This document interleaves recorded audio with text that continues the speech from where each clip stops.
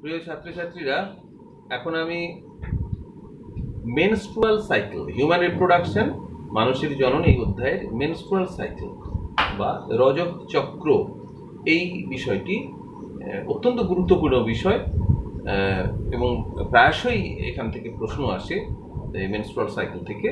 তো এটা আমি তোমাদের আজকে আলোচনা করছি। মেনস্ট্রুয়াল সাইকেল কি? কোনো কন্যা সন্তান, কোনো মহিলা, তার বয়স যখন 11-12 বছর হয় তখন থেকেই তার ডিম্বাশয়ের কিছু পরিবর্তন আসে এবং তার ডিম্বাণু উৎপাদন শুরু হয়। তারপর সেই কতকগুলি দশার মধ্যে দিয়ে তার ডিম্বাশয়, পাশাপাশি জরায়ু। কেন না, ডিম্বাশয়ে যখন ডিম্বাণু উৎপাদন হয় তখন জরায়ুর মধ্যেও যাতে গর্ভধারণের উপযোগী হয়ে ওঠে জরায়ু, তার জন্য পরিবর্তন ঘটে। অর্থাৎ ডিম্বাশয়ের মধ্যে যখন কয়েকটি পরিবর্তনের মধ্যে দিয়ে কিছু ঘটনা ঘটে, তখন একই সাথে জরায়ুর মধ্যেও ভ্রূণ ধারণ করার উপযোগী বেশ কিছু ঘটনা ঘটে। যদি ডিম্বাণুটি নিষিক্ত না হয় তাহলে ডিম্বাণুটি যেমন নষ্ট হয়ে যায়, একই সঙ্গে জরায়ুর মধ্যে যে প্রস্তুতি পর্ব চলেছিল সেই প্রস্তুতি পর্বগুলো নষ্ট হয়। ফলে নতুন করে আবার এই একই ঘটনা চলতে থাকে। এই সময়টা 28 থেকে 29 দিন সময় নেয়। অর্থাৎ ডিম্বাশয় ও জরায়ুর মধ্যে কিছু চক্রাকারে আবর্তিত কিছু ঘটনাবলী 28 দিন বা 29 দিন পর্যন্ত হয় এবং তারপর আবার সেই ঘটনার পুনরাবৃত্তি ঘটতে থাকে। এই যে চক্রাকারে ঘটনাগুলো ডিম্বাশয় এবং জরায়ুর মধ্যে ঘটে, সেই ঘটনাবলীকে, চক্রাকার ঘটনাবলীকে বলা হয় মেনস্ট্রুয়াল সাইকেল।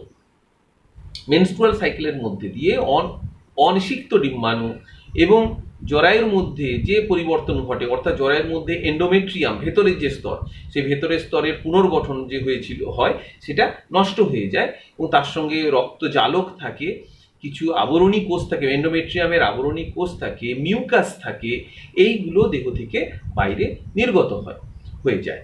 সাধারণত এটা 3 থেকে 5 দিন ধরে এই পদার্থগুলো নির্গত হয়। সেই সময়টাকে বলা হয় মেনস্ট্রুয়াল ফেজ বা রজক দশা এবং ঘটনাটাকে বলা হয় মেনস্ট্রুয়েশন বা মেন্স, অর্থাৎ রজস্রাব। এই প্রথম যখন 11 বা 12 বছর বয়সে কোনো স্বাভাবিক কোনো কন্যা সন্তানের যখন রজক চক্র শুরু হয় বা রজস্রাব শুরু হয়, তাকে ইংরেজিতে বলা হয় মেনার্কি। প্রথম রজস্রাব বা first menstruation is called menarche. এবারে আমরা আগেই বলেছিলাম যে ডিম্বাণু উৎপাদন হয় নিষেকের জন্য, কিন্তু নিষেক নির্ভর করে শুক্রাণুর উপস্থিতির উপরে। শুক্রাণু যদি না থাকে তাহলে তো ডিম্বাণু নিষিক্ত হবে না। সাধারণত 28 দিনের থেকে 29 দিনের মধ্যে ডিম্বাণু উৎপাদন সহ অন্যান্য ঘটনাবলীগুলো ঘটে। অর্থাৎ আমরা এক কথায় বলতে পারি 28 দিন, আমি 28 দিনটাই রাখছি, 28 দিনের একটি ডিম্বাণু নির্গত হয়। একবার ডান দিকের ডিম্বাণু, ঠিক পরের 28 দিনে আবার বাঁ দিকের ডিম্বাণু, অর্থাৎ ডান বাম অল্টারনেটলি দুটো ডিম্বাণু থেকে একটি করে ডিম্বাশয় থেকে একটি করে ডিম্বাণু উৎপন্ন হয় প্রতি 28 দিনে একটি করে। ডিম্বাণু উৎপাদনের পর সেটি তোমরা জানো যে ফ্যালোপিয়ান টিউবের মধ্যে প্রবেশ করে এবং অ্যাম্পুলাতে অপেক্ষা করে নিষেকের জন্য। সাধারণত 48 ঘন্টা মানে 2 দিন এটা ওখানে ওয়েট করে, 48 ঘন্টা ওয়েট করে।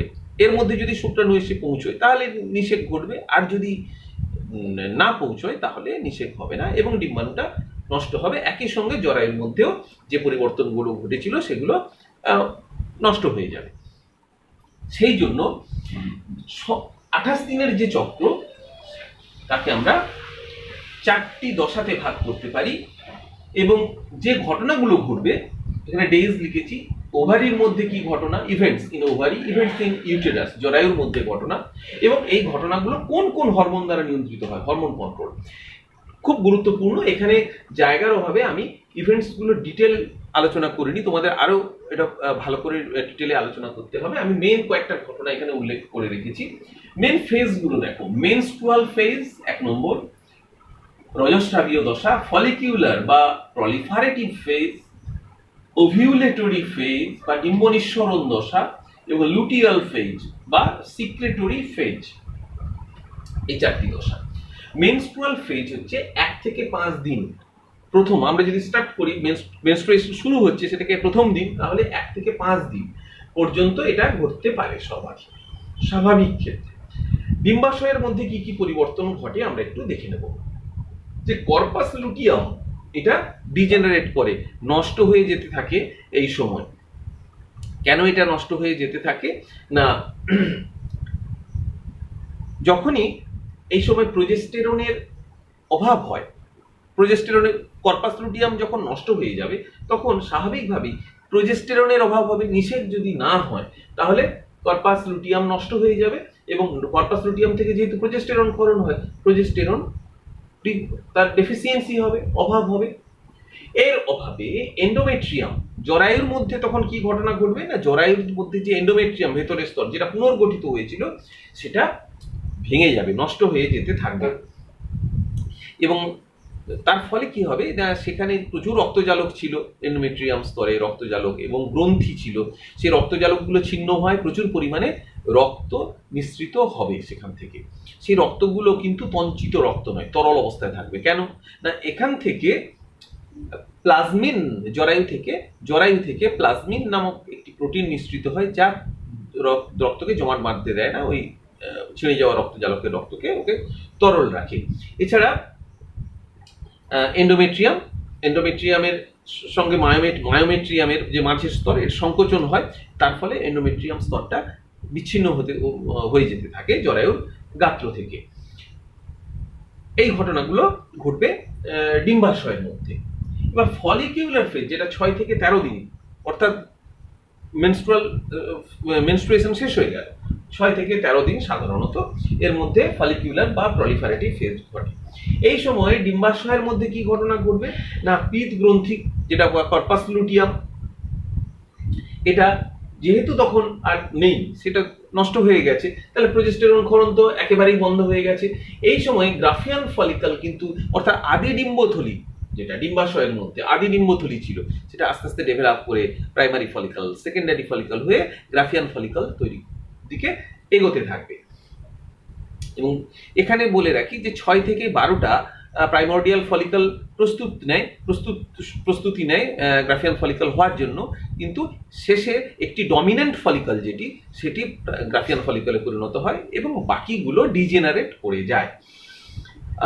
এদিকে জরায়ুর মধ্যে কি ঘটনা ঘটতে থাকে না, জরায়ু এবার আবার নতুন করে জরায়ু পুনর্গঠিত হতে থাকে, অর্থাৎ জরায়ুর মেরামতির কাজ শুরু হয় এবং এন্ডোমেট্রিয়াম স্তরটা নতুন করে আবার গঠিত হতে থাকে, আস্তে আস্তে পুরু হতে থাকে এবং সেখানে প্রচুর রক্তজালক আবার তৈরি হতে থাকে, রক্তজালকগুলো কুণ্ডলীকৃত হতে থাকে, অনেক গ্রন্থি তৈরি হতে থাকে এবং মিউকাস স্তর যে রয়েছে সেই মিউকাস স্তরও পুরু হতে থাকে।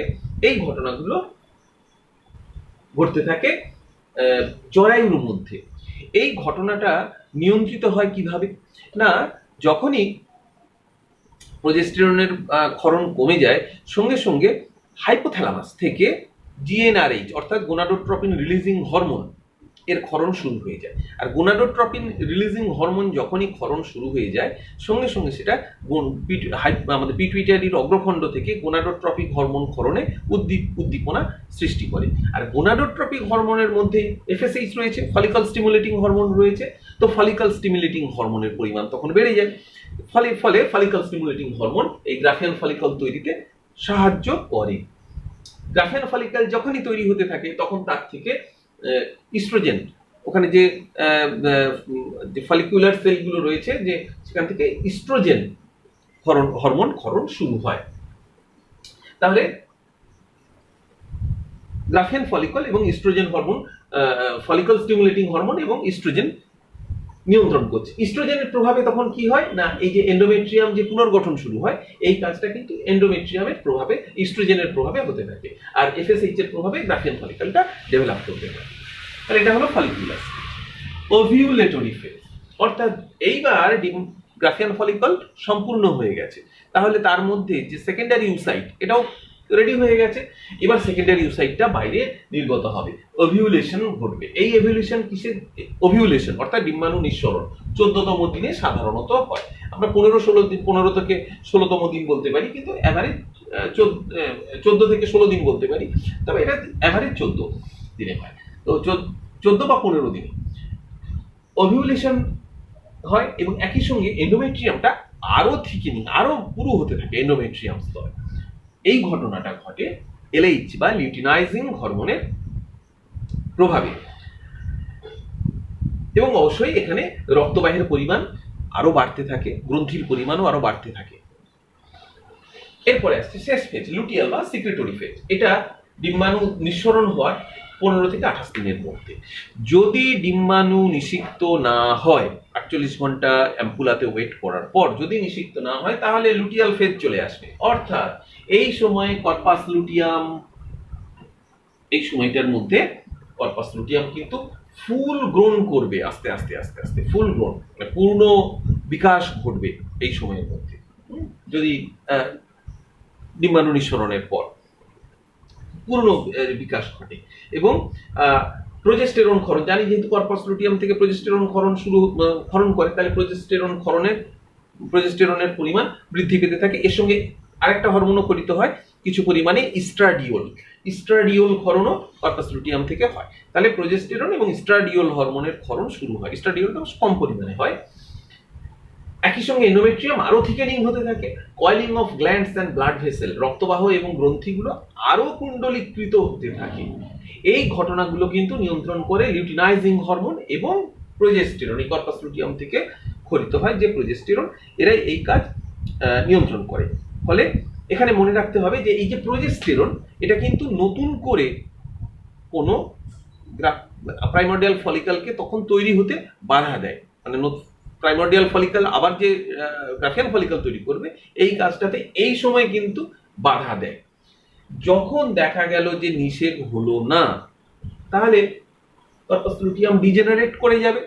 কর্পাস লুটিয়াম ডিজেনারেট করে গেলেই প্রোজেস্টেরনের পরিমাণ সঙ্গে সঙ্গে কমে যাবে, আর সঙ্গে সঙ্গে যেই কমে যাবে তখন কিন্তু এফএসএইচ এর পরিমাণ আবার আস্তে আস্তে বাড়তে শুরু করবে, এবং যে প্রাইমর্ডিয়াল ফলিকল যেগুলো ছিল সেগুলো আবার পুনরায় গ্রাফিয়ান ফলিকলে পরিণত হতে থাকবে। অর্থাৎ এই স্টেজগুলো আবার শুরু হবে, অর্থাৎ চক্রাকারে এই ঘটনাগুলি ঘটতে থাকবে।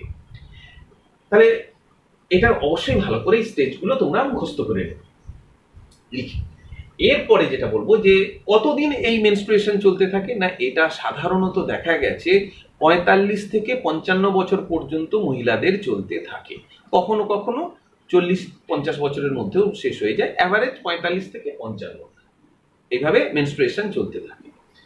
কিন্তু একটা সময় আসে যখন মেনস্ট্রুয়েশন বন্ধ হয়ে যায়, ডিম্বাণু আর রেসপন্স করে না এই হরমোন দ্বারা, আর ডিম্বাশয় রেসপন্স করে না।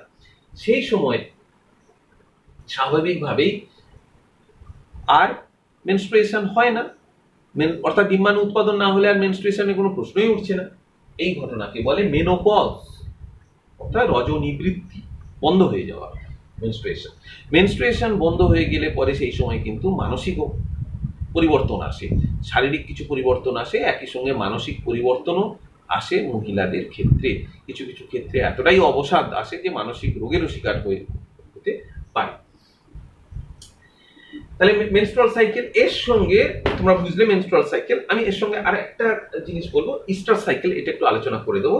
ইস্টার সাইকেল দেখা যায় স্তন্যপায়ী প্রাণী যারা প্রাইমেট বর্গের নয়। মেনস্ট্রুয়াল সাইকেল হয় প্রাইমেট বর্গের প্রাণীদের ক্ষেত্রে, অর্থাৎ মানুষ, গরিলা, শিম্পাঞ্জি, বনমানুষ, যারা প্রাইমেট বর্গের। কিন্তু যারা নন প্রাইমেট স্তন্যপায়ী তাদের ক্ষেত্রে ইস্টার সাইকেল হয়, বাংলায় বলা হয় ঋতুচক্র। এটা কি ঋতুচক্র? না, এটা হলো যে সাধারণত বছরে একবার বা বছরে একাধিকবার নির্দিষ্ট সময়ে চক্রাকারে কিছু স্ত্রী প্রাণীর মধ্যে ঘটনাবলী ঘটে। মূল পার্থক্য হচ্ছে এর সঙ্গে যে এখানে যে এন্ডোমেট্রিয়াম স্তর, ক্ষতিগ্রস্ত ডিম্বাণু, এগুলো দেহের বাইরে বেরিয়ে আসে, কিন্তু ইস্টার সাইকেলে সেগুলো দেহের মধ্যে পুনঃ শোষিত হয়, ফলে বাইরে কোনো রজস্রাব ঘটে না। এটা একটা। এবং এরা বছরে একবার অথবা দুবার কিংবা কিছু প্রাণীর ক্ষেত্রে 3 বার এইরকম ঘটতে থাকে। যেমন কুকুরের ক্ষেত্রে বছরে একবার হয়, হ্যাঁ? তাহলে এরা এক ঋতুচক্রী। আবার গরু, ঘোড়া, বিড়াল এদের ক্ষেত্রে বছরে একাধিকবার হয়, তাহলে সেগুলো আহ, দুইবার বা তিনবার হলে সেই রকম দুই ঋতুচক্রী বা তিন ঋতুচক্রী ইত্যাদি আমরা বলতে পারি। এটা হলো ইস্ট্রাস সাইকেল। নন প্রাইমেট স্তন্যপায়ী যারা ম্যামালস তাদের ক্ষেত্রে দেখা যায়।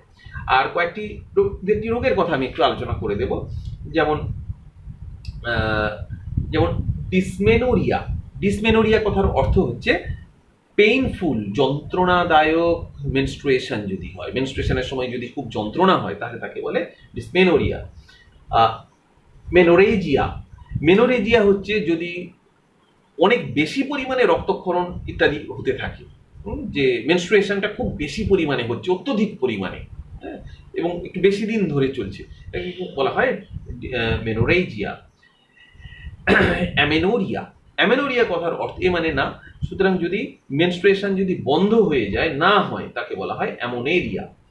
তাহলে তোমরা এই কতগুলো শব্দ সাথে পরিচিত হলে আশা করি তোমরা মেনস্ট্রুয়েশন সাইকেল বুঝতে পেরেছো। খুব ইম্পর্টেন্ট, ভালো করে এটা তোমাদের পড়া চাই।